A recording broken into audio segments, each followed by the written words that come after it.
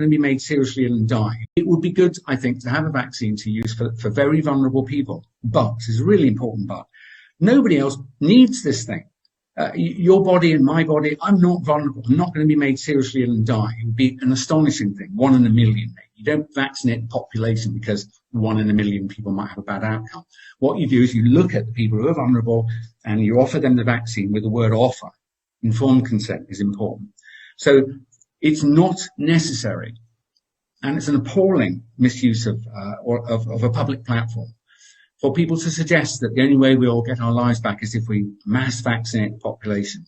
Something very smelly is going on. But the main problem I have with it, as you mentioned, is this notion of being mandated or even coerced. So you don't have to, but you can't travel if you don't. That's the sort of thing.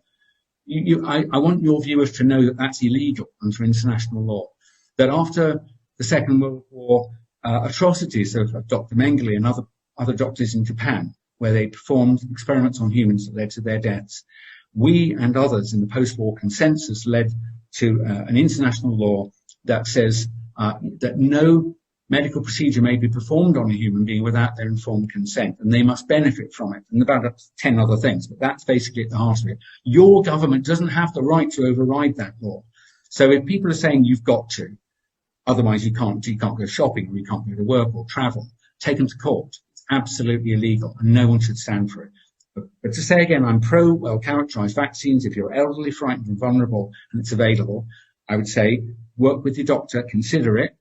Maybe you should. But everybody else, you don't need it, and something very odd is going on.